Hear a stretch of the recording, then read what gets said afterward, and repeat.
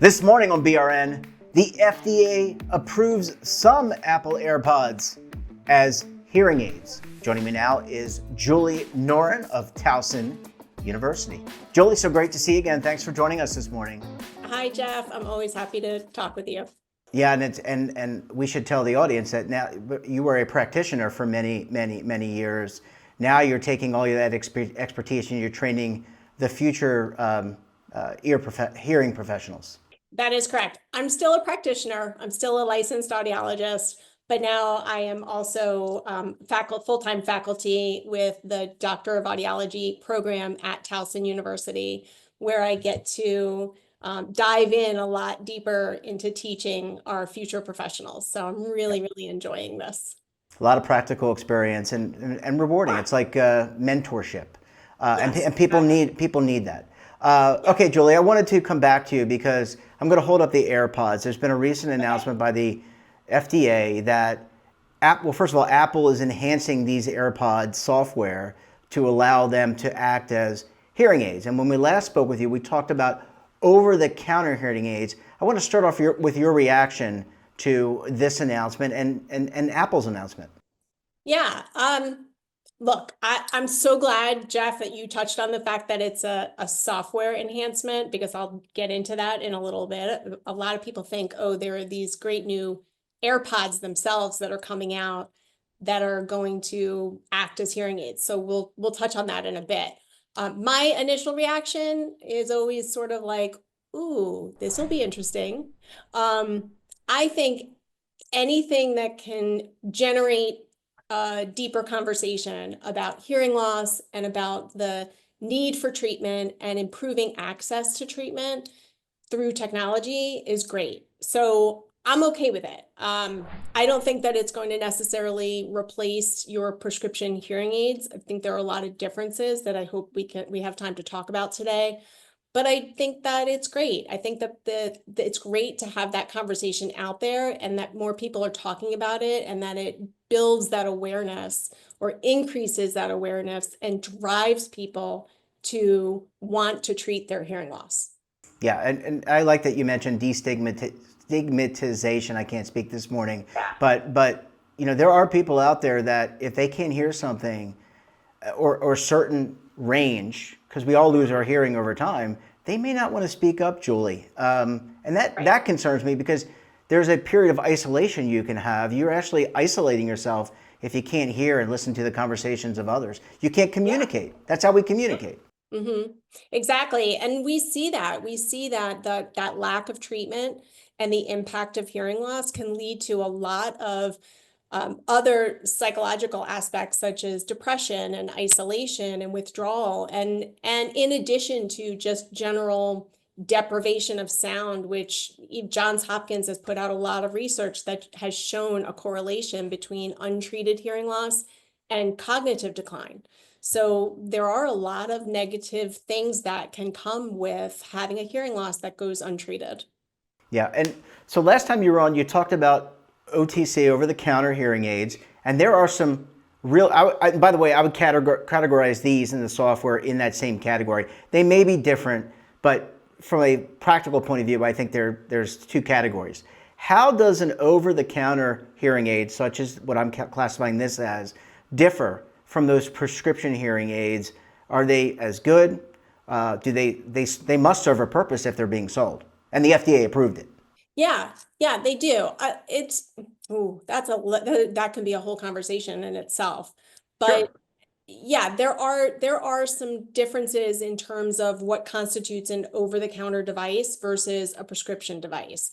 Um, Obviously, the first major difference is that an over-the-counter device is designed for the do-it-yourselfers, right? It's a DIY situation. You walk in, you get something off, you figure out what it is you need, get it off the shelf, program it yourself, and learn how to use it yourself. And there's no professional support. Now, if hearing loss can be solved with just a device, we wouldn't be here, right? I wouldn't have a place, a profession. I wouldn't have a list of thousands of patients that I've worked with over the years, and I would not have very much value. a device is only one part of the puzzle. And a lot of these over-the-counter devices, while they are increasing access, the there is a little bit of a cost savings, but it's not much. Studies show that just some of the over-the-counter devices that are maybe a little on par with prescription devices can sell for almost $3,000 a pair. Now, that's a pair of hearing aids that comes without any support, without any teaching, without any education, and with a do-it-yourself hearing test versus a $3,000 pair of hearing aids, if prescription hearing aids comes with professional support, a comprehensive medical evaluation, essentially. The risks of going the OTC route versus working with a professional and using prescription hearing aids is that there's a lot that can be missed. You might have just a blockage of earwax in your ears and not have a hearing loss at all. So there are a lot of questions in terms of whether or not that's the appropriate route that someone can take, provided that someone has sought consult with a professional first, and then that professional has said, hey, yeah, you're a good candidate for OTC, then I think it's great. Yeah. But I always would recommend consult with a professional first to determine what it is you actually have going on, to determine if OTC is appropriate for you. And let's talk about that. I mean, we have talked about on the program about the importance of seeing a hearing professional. I guess an otolaryngologist is what they're maybe called in the medical world. But a lot of the testing can be covered by Medicare and or your health insurance, whether you get it from an employer or whether you buy it from an exchange. Right. So yeah, there are a lot of hearing professionals out there. I'll give you the nuts and bolts of the differences between the bunch of us. You've got otolaryngologists who are medical professionals. Those are your ear, nose, and throat physicians. They are the ones who are treating your medical pathologies, either with medicine or surgery or cochlear implants, what have you. Then you have audiologists. So like myself, I'm a doctor of audiology. I'm a clinical doctor. So like a PhD, but it's an AUD. I've got extensive training in terms of not just hearing technology, but also hearing health. So different aspects of the hearing system, where hearing loss can develop, why it develops, when it's important to seek medical treatment, and so forth. And then you've got hearing aid dispensers who have minimal training. They are essentially retailers that have been trained to do very, very basic testing in order to program then a hearing aid to provide amplification. So it is important that your viewers understand the differences across the professions so that they know who they're being treated by. Yeah, I completely agree.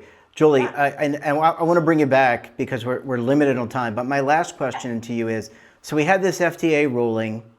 Who monitors that this ruling has been successful? So there's a net result that's going to happen by allowing over-the-counter hearing aids. Who monitors whether or not that's successful or not successful when it comes to gradual hearing loss, hearing loss? Is there a body that I kind of liken it to, it's not the same thing, but legalization of marijuana or sports gambling, which we have here in North Carolina. There are results that happen of that. So is there a regulatory body that's going to say, hey, this is a good thing or bad thing, we need to tweak it, et cetera? There isn't. So it's great that you're asking that. There are a lot of my colleagues out there across the world who are monitoring the situation. So they are using the testing that we have the capability of doing in terms of testing the various over-the-counter devices and seeing if they are in fact on par with prescription devices. And we have yet to really see comprehensive results because this FDA ruling for just simply OTC devices is not all that old. It's fairly new as of 2022. So the research is pending. There are some OTC devices out there that are on par with prescription devices. I will say with the Apple Airpods, and I'll touch on that because I know that your viewers want to hear about those. It's a technology update. So the AirPods themselves look the same. It's a firmware update for your AirPods, only the AirPod 2s. It's the iOS update that will be released sometime in October. It will be an update for the phone, and then also with that comes a firmware update for AirPods. Both have to be updated, and then users can use the hearing aid feature on the phone, on an iPhone, to test their hearing. Now, is it really a test? Not really. It's more Not like the same as going to like you. a measurement. Yeah. Yeah, it's not going to Julie. Right. No. And then that measurement will be input into the AirPods to provide what the iPhone test has determined this person needs to hear. Very different from a prescription hearing aid, which, again, if the device was the only piece of the puzzle, it'd be great, but there's a lot of other things that are involved, specifically with the testing. I don't just measure what sounds someone can hear. I'm also looking at their ear health and giving a comprehensive assessment and then identifying, is this person a candidate for hearing aids, or do they have some medical condition that would contraindicate their use of a hearing aid? And maybe they need medical treatment first. Person's not going to get that with a measurement of hearing on their iPhone. Yeah, really. Yeah. Julie, we're gonna have to leave it there, but I'll end it by saying I'm really interested in seeing the net result of the regulations, and I think we're gonna have to come back to you to talk about that. Thanks so much for joining us. Thanks for your insight, and we look forward to having you back on the program again very soon. Thanks. It's always my pleasure. And don't forget to subscribe to our daily newsletter, The Morning Pulse, for all the news in one place. Details at our website. Until tomorrow, I'm Jeff Snyder. Stay safe, keep on saving, and don't forget, roll with the changes.